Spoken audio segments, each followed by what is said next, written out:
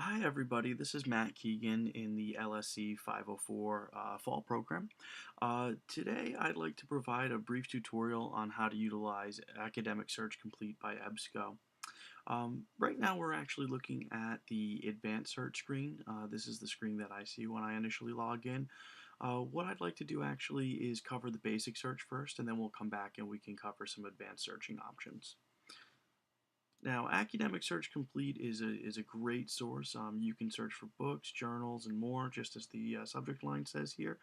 It can pull back a broad array of results, so it's important that you're searching correctly so that you find exactly what you're looking for. Now, right here on this basic search screen, you'll notice a basic search bar, just like you'd see at Google or search engine or any other type of database. Down here, we do have some search options. We'll actually come back around to these after we've done an initial search, but they are down here, so if you wanted to set some search options prior to entering anything in, you could do that. In the upper right hand corner here, we do have some preferences and language options, as well as the option to ask a librarian or to seek help resources as well. And then over here, we do have some more resources as well with regards to subject terms or if you wanted to create a new search. So let's jump right in here. Let's search for, let's say you're doing a paper on music programs. So we can type in music programs right here. And then you can click the green box or you can just hit enter. And once this loads, what you'll notice is it pulls back a wide array of results here. We actually have over 8,000 results. We want to narrow this down a little bit. So we can actually go back to the search bar up here. Now let's say we're searching for school music programs.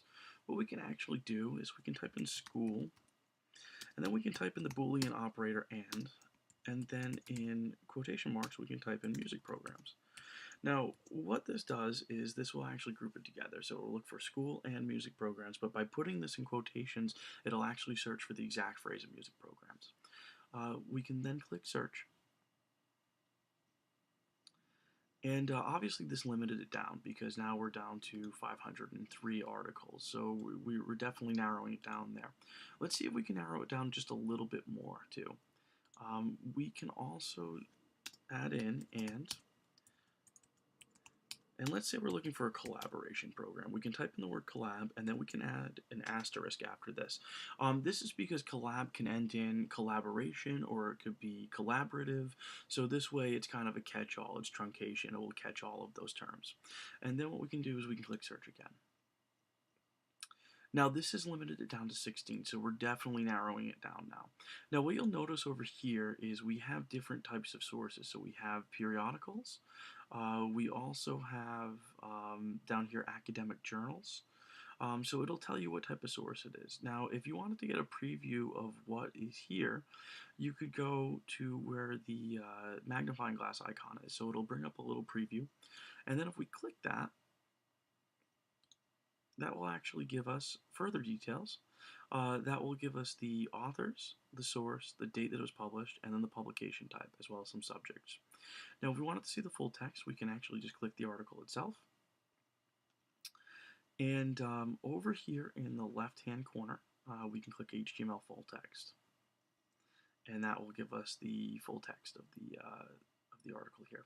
We also do have some options to change the language if we wanted to with some translations.